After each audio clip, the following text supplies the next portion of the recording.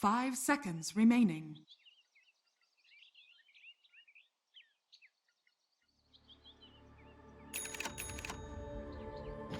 Hello ladies and gentlemen, welcome back to the casting panel here at the Asus RoG DreamLeague. I'm ODPixel, I'm here with Gods, and we're ready to take you through the second series of the day. It's Alliance once again, this time up against a different CIS side. It's Virtus.Pro. The draft has come out, and indeed Fogged Right was suggesting that last pick, Shadow Fiend. He himself questioned it a bit. Are you liking it here, Gods, or is this a tough draft for Alliance to pull off? It's always tough to pull off a Shadow Fiend, I feel, nowadays, just because the hero's seen some nerfs, the jungle's been made harder for him, the hero just naturally kind of struggles, it seems, in today's patch, but Limp showing it can work, we've seen Escape show it can work, and I'm kind of feeling like the hero is a little bit underrated. He's not absolutely terrible. He is that situational fifth pick when you need a mid, you need some physical damage, you want a hero that can help like maybe siege high ground with as well, and I think with the Chen draft, with like a Jug as well, if they get a good early game, they can push towers pretty fast. I like overall the package Alliance are bringing to the table. It's just going to be whether or not they can deal with the VP aggression. Darkseer, Slardar, very potent together. The Darkseer just makes all these heroes that much stronger. The Slardar, the Ursa, even a Dragon Knight getting surged in so he can get stuns off. It's such a scary hero in VP's draft. I mean, of course, SF, a hero that we're not too used to seeing that frequently anymore in the mid lane. I mean, DK certainly one that's a bit of a rarity as well. You know, VP pulling it out this game. Is there a reason in your mind why they did go for the DK? It's their only hero that hits buildings, really. Like, we saw last game how bad Ursa can be at doing that. Oh, Lil. Is he going too far? A lot of damage on the blade. He should be fine, though. Because he's got Pasha blocking them off yet. But, yeah, so DK, yeah, hits buildings, and it's like another just tanky hero. This is kind of MVP style in some ways, where it's like the run at you and fight kind of draft, where they want to pick all these tanky melee heroes and just play super aggressive. Well, they've got four melee heroes. DK can go ranged, but the big thing about these four is less that they're melee and more that they're just very durable. Heroes that can just not be afraid to dive towers, play aggressive. They're not too worried about Chen creeps ganking them. They're not too worried about harass coming out from a Coddle, but does make the Sand King pick very strong and potent this game on Jonas's hands. And talking about Jonas, obviously down on the bottom lane. Interesting to note that this is Alliance's first time today where they're not deciding to run Loader in the aggressive lane. Well, why is that? Is that down to the heroes that VP has, or is it just Alliance trying something a bit different? Definitely a part of it, trying something different, but the thing that's different is the Chen pick. You don't really want to run an aggro lane with the Chen. Chen doesn't really go into these aggro tri lanes very well. Chen is quite weak until he gets a couple of creeps. Unlike the Enchantress, level 1 you can get 2 to 3 creeps and then you can contest the offlane. Chen, maximum 1 creep until you hit level 3. So running an aggro dual lane with a Chen in the jungle is a bit unrealistic, I feel. So the Chen pick kind of means they're going to go for more standard lanes. Now, what can we expect to see come out from the Chen? I mean, are we going to see no one being focused on the mid lane in terms of rotations? Is that the easiest place to pull the plays off? He's a dragon. That's the other thing, where you've got these tanky heroes, there's no obvious lane to gank. The Sand King has a better setup than the Shadow Fiend, so bottom lane is a bit more tempting. He's actually moved from his side to the Radiant side of the jungle, so it does look like they're going to pressure, and this is a gank Solo doesn't see coming down bottom. Chen's rocked up, and say hello to First Blood. Absolutely, going the way of Jonas and Fan as well. He'll be incredibly happy with that. Already in this bottom lane, having a bit of a tough time against the Ursa. You know, 10 for 3 on Ramses. Jonas and Fan just hitting a couple of CS. He's having to keep himself far away from the big old bear that's keen to get those Fury swipes stacked up. Man, nice little pick and rotation indeed from Hansken. And we'll just see if he's able to keep up this kind of pressure, this pace, and make himself felt evident across the lanes of VP. So sticking around and whacking into solo. I mean, the one squishy hero is that support disruptor, so he's like, all right, let's find the lane where disruptor's at and head that direction. It's also the lane where he's got the best ally to gank with, the Sand King. The setup's done, the caustic slow. This is the ideal lane to be at if you're a Chen.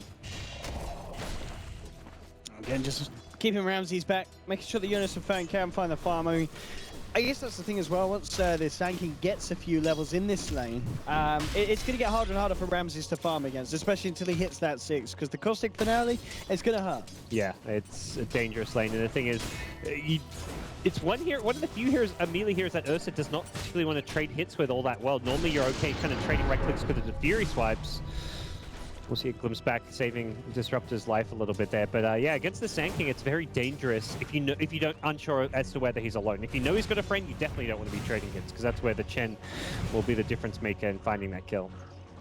Yeah, definitely. Tanking at bottom. I think he's actually caught Disruptor. He had boots, but he didn't want to dive too hard.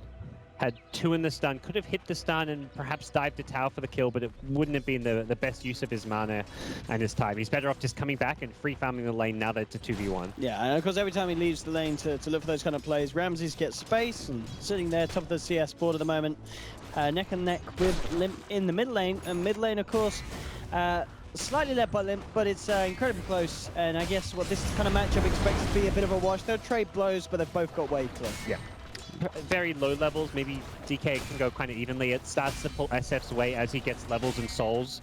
Having level 3 raises, he can just clear waves very quickly with raises, grab runes with his bottle, and then just kind of spam out a bit better than the DK who's just got the 1 nuke. So SF will probably stay, maybe even pull ahead a little bit, but for now it is a wash. It's not the most exciting lane until we see rotations come, which can happen. DK hits level 6, you've suddenly got the range form stun.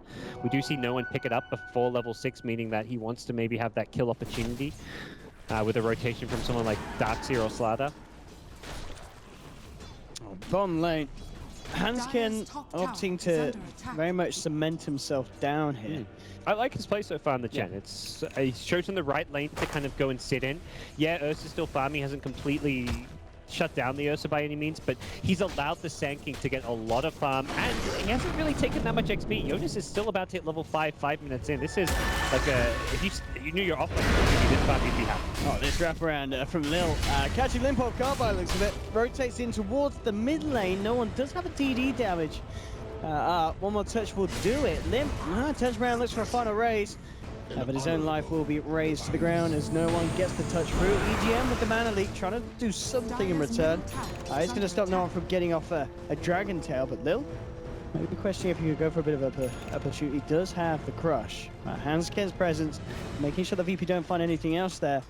But they'll already be happy with what they did find. Taking no one down in the mid lane, giving a bit more, Limp down in the mid lane, giving more space to the DK, and freeing it up a bit for VP. Brings Chen mid, so suddenly his bottom lane gets a lot less manageable for Jonas's Sanking, so he's going to play a bit more cautiously. Doesn't have Arcane Boots, so he can spam his stun a bit, but he's taking a decent amount of damage here. He needs to be careful. Does have a Burrow Strike. Hold back the bear for the time being, but Ramses a couple of touches and bringing Jonas and Fan low, and they'll take the kill. Ramses has got the enrage, some help him against the damage. He actually plays his way out of this one. He looks like he might be able to. A good brief fire from Noah, minimalizing the damage that Hanskin's going to be able to get out there onto the bear. So Ramses gets back, and they'll take the kill for free. And in the end of the day, that play in the mid lane, pulling Hanskin away from the bottom lane, allows VP to get that kill onto Jonas. And Jonas could have gone for a run. He didn't have to go back in and fight, but either he made the call or Hanskin did. Between the two of them, they decided, let's go back in and look for these kills. Shen was coming with a couple of creeps, but fighting into the Ursa Enrage was not a winning battle for them, and Sanking was just too low before that fight even really began to truly come out on top. But again, he TPs immediately back to the lane, so it's not the worst death for him. He's still in a very good position to have a high impact with the levels and farm he's gotten. Having the Arcane Boots as early as he did, and able to just press this lane as he's doing now, is proven to be a very good start for him. And again, Jug is farming for the most part at top, has 33 CS as well. SF's farming. All 3 cores for Alliance are doing well. So I don't think you look at this first 10 minutes of the game and say, oh, they've done badly, they've just given up a kill to Ursa, they're in trouble. No, they're farming across the map. And that's nice as well. Bit of play from Alliance there. Limp clearing out the stacks. VP coming in with a smoke rotation, but Alliance have already scanned it out, so they know exactly what's going on. And in fact, they may turn and try and fight this. Lotus coming in. See what they can pull off here. The Omni Slash. Out of mana, indeed. They don't quite have enough mana unloaded for the Omni Slash. Meanwhile, on the bottom lane, Jonas and Fan actually able to find the kill onto Solo once again with the help of Hanskin. Dire's structures are fortified. Oh, there we have VP trying for some sort of action in the jungle. Is it going to pay off in terms of kills? But it will pay off in terms of space granted for no one. Taking the mid-tier 1. Doesn't quite get the final touch though, but still holding on to that top spot on the net worth. That's a key thing to do as DK. Hero leave to lane, push the tower. Bottom lane Sanking will go down to some Iron Shell rotations from a Darkseer, but again, tower's pushed. Damage has been done. We'll see if we could maybe finish off some of the creeps there, but with a couple of nukes from a Hellbear Smasher crew, you don't want to be messing around, especially when he didn't have mana for a follow-through crush. So both teams kind of getting what they want here in the early game. Key thing is with though. Dragon Knight is you either need to be making successful rotations around your Dragon form or taking the tower when the enemy mid leaves. You can't just be passively farming as a Dragon Knight. That's not a hero that scales well enough like an OD or an SF. You can just sit around farming your lane and be happy. You have to be applying pressure either to your lane or to other lanes. So, so far so good for no enemy. He's top of the net worth. That's good enough in itself, but even more so it's the fact that he took that T1 mid tower. Dire's top Lodo tower is heading under down to the attack. bottom lane as well now. Let's see if he sticks around. Handskin with the smoke. They're going to try and go for a bit of a play, but immediately, yeah, Solo dispelling the smoke and getting himself the hell out of there. As I realized someone's in the pit. They may be expecting Ursa to be in there. Yeah, they'll go in and check, but they'll find nothing. Not no one. And yeah, they don't seem to immediately realize it was warded. They may suddenly like put 2 and 2 together and think, huh, I wonder if someone was in there planning that ward and revealed it, but for now it's gonna go undetected. I mean, for Loader as well. I mean, how important is it for Alliance to find these kills at this stage? Is this going to be a game that could go long and that benefits VP with their kind of Tricor, this Ursa, DK, Slardar? Or? This is looking more like the... Ooh, nice stun from Sand King. No follow-up though. This is looking a bit more like the Alliance we saw like 6 months ago, where they would just look to 5-man around the Chen. They had this Chen strat where they do like Chen, Lone Druid, and Jug, and just push towers non-stop and end the game by 25 to 30 minutes. And it's looking a lot more similar to that, where they've got the Jug healing ward, they've got the Chen who's going to be rushing a mech. The SF kind of takes the place of the Lone Druid, doesn't push anywhere near as fast, but is a tanky hero in the front lines who can hit buildings. So it reminds me a lot of that style of play from Alliance. VP ready to kick someone off big in the mid lane here. Dragon Sail onto Limb. Loader coming in with a They can get the charge. Get a throw shot. Ramses coming in onto Limb with a good bow strike from Jonas Van, holding back the big bear. The epicenter comes through a couple of races as well, and Ramses is down. Not incredibly low with the Dragon Tail holding back Jonas Van, surged away as well. Ending up being a 2 for 2, but Alliance taking 2 cores and a tier 1, only losing 2 supports for that. Yeah, their 5-man is just so strong. Around the sustain from the Jug, who's maxing healing ward as his second spell, hasn't got a single point in crit. He's just looking to help out his team. Chen didn't actually get a chance to use the Hand of God. He got focused down too fast, but VP kind of used a lot of spells on the supports, and then it was the SF and the Jug who just did a ton of damage. Yeah, Loader just going in immediately onto Lil, and he doesn't get a crush off. Chen won that. He chain and snared him. That was actually Chen winning him that fight, I want to say. That was some great micro coming out from Handskin, making sure that the Slardar could not get close enough to the SF in time to use a crush. Yeah, a great kind of awareness from Jonas and Fam to know that he can get away with charging up the epicenter in the middle of the fight. Dragon Tail gone, no vacuum, no crush, and no glimpse to be there to worry about. You know, killing off Ramses like that in pretty much the first big fight that the Ramses turns up to. Absolutely key for keeping Alliance in this game, and 11.5 minutes in, they're going to be potentially one of the closest we're going to have so far today. Yeah. See, I mean, Alliance has the ability to kind of storm ahead if they start taking tower after tower, taking Roshan. They are on that dire side as well, and they are looking for more pickoffs. They're kind of set up in position at bottom lane, but just short of a blink dagger is Jonas, so we'll see him just casually walk on into farm it. For Ramses. now. So He's getting tempted by Jonas and Fam. A lot of heroes rotating in here. He's got to be careful there on the old fuzzy wuzzy. At the same time, top lane. Yeah, his team's probably giving him the memo, like VP's, they're going to the other side of the map, which means Ursa needs to be careful. Yeah, you got VP looking at Loader, Alliance looking at Ramses. The question is if anyone's able to get the jump. Loader, does he come out and farm this wave? If he does, could be in trouble. It looks like he'll be okay, actually, because VP already pulling away from that top lane. Ramses as well, being very careful with his positioning. Oh, they're coming back top now. Oh, yeah, they are. They've seen Loader reveal Static himself Storm. with the jump. They'll walk out the Static Storm. Look at the Blade Fury. Just look up for the Blade Fury TP. And nothing that VP will look to do about that one. So, Loader managing to avert the movement from VP, and indeed at the same time, Ramses dodging the moves of Alliance. Alliance will now move into the pit. They've got pretty pretty damn good Roshan to siege potential at this stage of the game with the damage output from Limp and Hansken and the creeps tanking it up. And of course, this healing water load is scaling up at this stage of the game. And VP, unlikely to be able to do anything about this. This looks to be a free Rosh for Alliance. Yeah, quick decisive. The second they see heroes at the top tier 2, they know they've taken the tier 1 mid and the tier 1 bottom. There is no tower close to Roshan for VP to rotate to. And they kill Rosh fast enough that they can do it before enough VP heroes can get there. At most, 2, maybe a third gets there, but they're not going to be able to assemble 5 heroes at the pit in time. They can get Ramses here, but you got Jonas and Fan leading the charge. They didn't really have any follow-up though, quite in time. Dire's middle tower is under I mean, other than the burrow strike from Jonas and Fan, lockdown is a little lacking for Alliance's lineup, especially in comparison to what VP have. They want to force the 5-man though. They grouped up at bottom, they smoked. They really need to try and deal with the split push though. No one at mid has popped the ultimate, is chipping away at this tier 2 tower, and that's something where Alliance can push very fast, but they have to respect the fact that they're going to be trading a lot of farm and XP elsewhere on the map if they're going for this all-out 5-man bottom, and I think they recognize that they're looking to gear up for a fight. Let's see. It's a space out, they're pretending to be pushing. Yeah, Hansken's trying to work on Sasol on the back line. Jonas and Fan jumping in with the initial burrow strike onto Lil.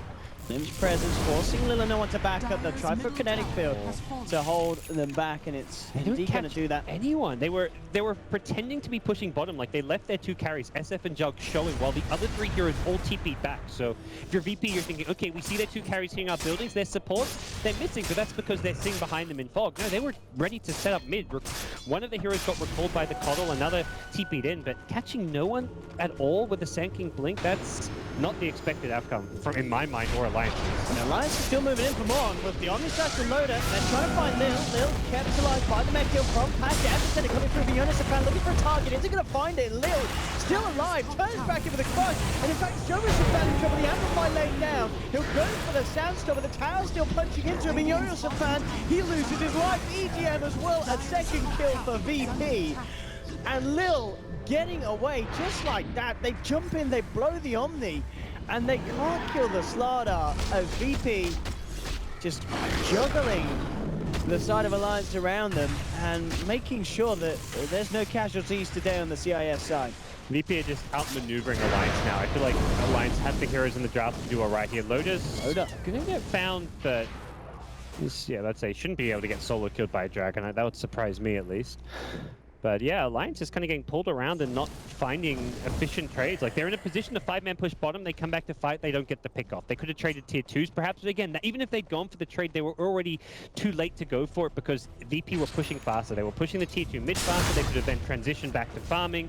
They were just getting more out of the map, and Alliance need to be careful that they don't get pulled around too much at this stage of the game. Despite taking the Aegis and getting that Roshan, it feels like VP is out-farming them and just one step ahead of Alliance so far.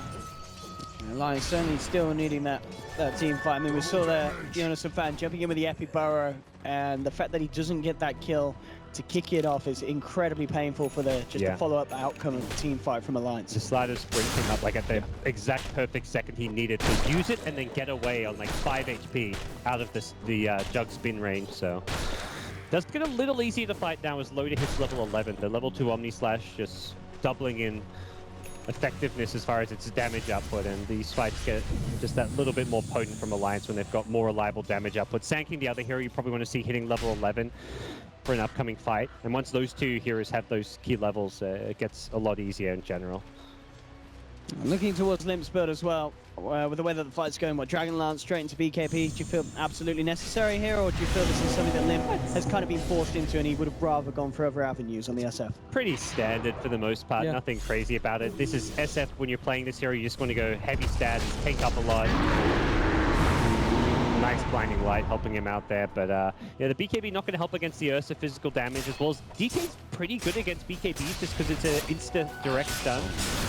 Slider, another hero that has a pretty insta stun, so it's not easy to get the BKB off, but it's still like a must-buy item in some ways. He would look to go for like a Skadi or a Manta, just more stats after the BKB. SF is just all about tanking up these days, and then you get the damage items like at the very end, and even your damage items like a Butterfly, which is also in some ways survivability. No one himself also working on that BKB after the armlet. He's still maintaining a really good level of farm with the help of a couple of towers, couple of kills. Not often you see DKs really farming as well as we're seeing no one do, but SF is still ahead of him at this time. Yeah, Limp. I mean, it's quite weird, really. Over the last 2 days, Limp has had amazing games, and then he's had games where he's not looked too great. But this first is the game of this is looking good. Yeah, this is kind of, you know, he's edging towards the kind of shining star that we're seeing. You know, if he has one fight when he's kind of cleaning up, he really could start to break ahead. Yeah. But Limp, he's definitely shown us that this man can pull out some miracles. Oh yeah. For the lineup of Alliance, absolutely crucial player and performer for the side. Seems like Alliance are possibly gearing up for a bit of a group up play. It's really nice when you've got Coddle on your team in a push trap because you can counter push the other lanes. Like if there's like a DK solo pushing a lane, you can you can push it out as a jug and then get recalled in with the Coddle. So it makes dealing with split push that much easier when you've got these 5-man push traps, which is why you saw Ake used to play this Coddle a lot when they did these push traps. This time it's EG. It's still weird seeing EGM play heroes like Coddle and stuff where I'm like, wait, where's Ake? This is his hero. But EGM holding his own on what were once the Ake heroes. Now Loda with the phase Yasha, does he need to prioritize man style? Can he get that diffusal blade first to add to the damage, or does he need the manta? Listen, there's no item like he must buy, I'd say. Ramses. He's kind of walked into this a little bit. Positive Enrage is going to try for the TP. Is the damage reduction enough? No, it's not. Alliance finding themselves a very nice freebie. Yep. Picking off the Ursa. Then is being pressured in a little bit by the creeps, but Lim heads back to clear it out. And that was a massive kill there for Alliance to just be able to take it, and at no cost whatsoever. Yeah, it's a nice little pickup. Does seem to be going a lot smoother for Alliance. While they didn't get a whole lot done with the first stages, they were missing a few key items, a few levels.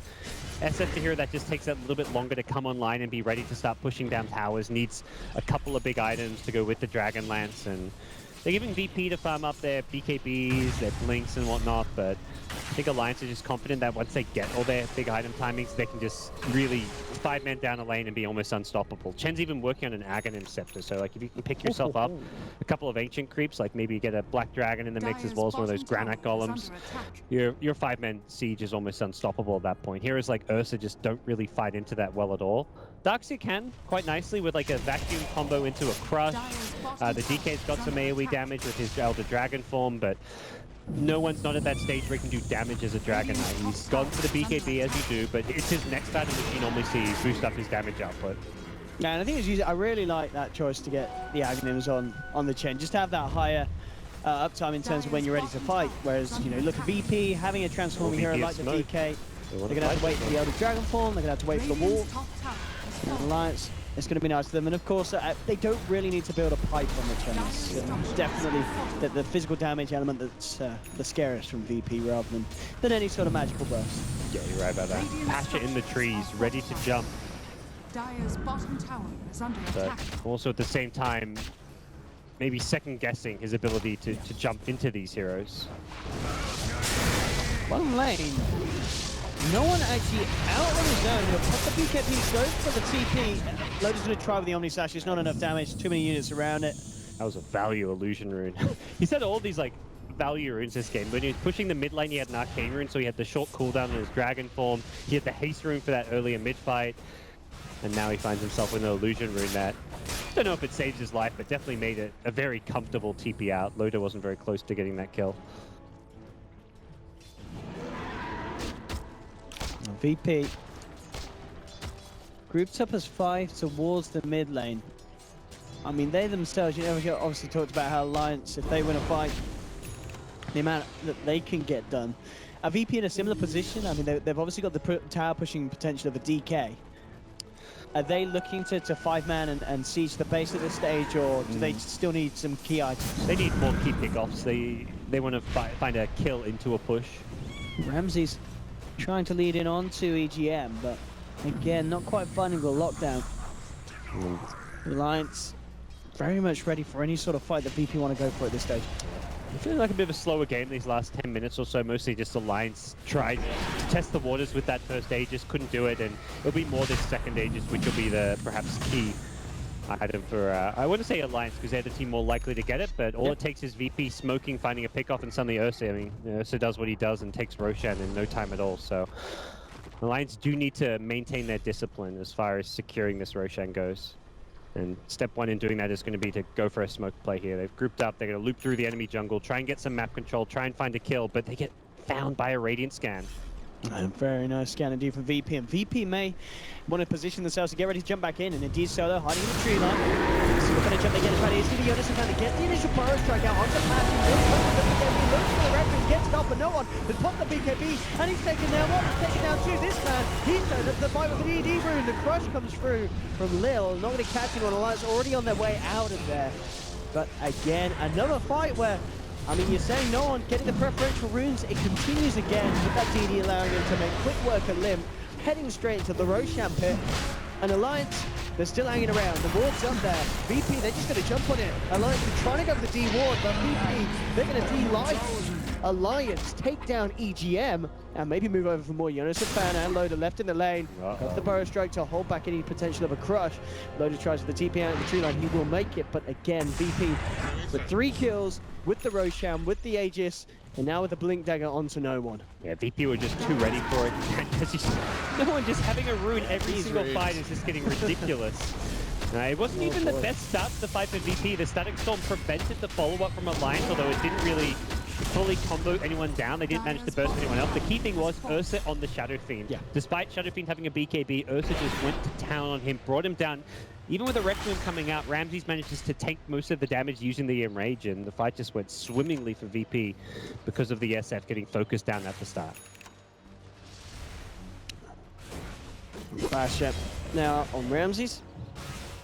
And interesting enough to see 9 Pasha this game on the Darks here, building a 4-star, potentially a little earlier than we used to see on a Darks here, and not necessarily the item of choice, but he's pretty rich. I guess he can go for what he wants, and I mean other reasons why he would prioritize a 4-star this time. One of those items that's just always great on utility heroes, like having 4-stars to save teammates, push him around, get DK in for a stun. Yeah. And there's like never really a bad game for a 4-star. This game, it's not like amazing against any certain like specific one spell necessarily, but it's just a great all-around item.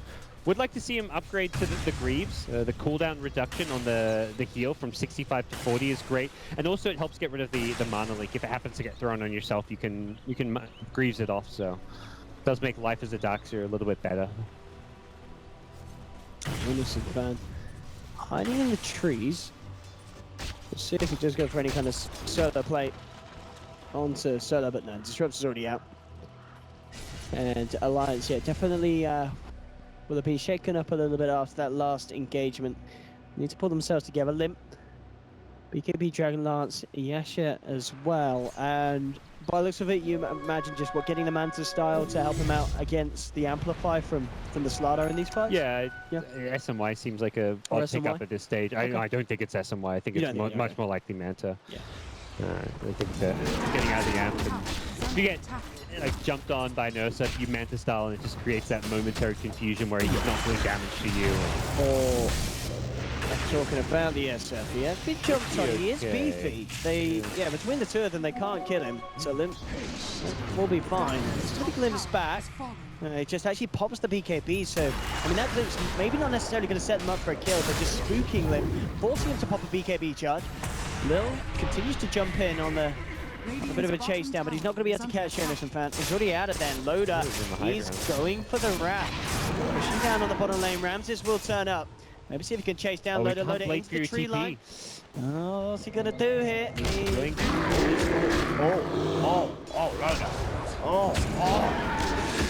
Maybe she could play for your TP earlier. There's a Basher. That's the problem. Like, once it's really smart that it's Ursa TPing in because, well, one, the Blade Fury is on cooldown, but even when it comes back up, there's no TPing away from the Basher Ursa.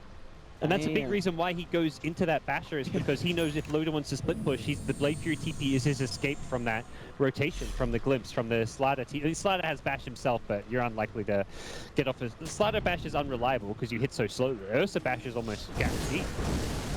Painful loss there for Alliance again. It's starting to fall apart a little bit for them here in this game. 27 minutes. You know, Limp's still in a good position, but VP just kind of making the better calls at this stage. As Alliance can't afford to let any of these kills go away again. Jonas and Fan jumping in on top. RAMPAGE is out of there. Alliance actually sweeping through their jungle. We'll see if they catch anyone out. Solo in the nearby neighborhood. Doesn't look like he'll get too close for comfort. He'll be fine.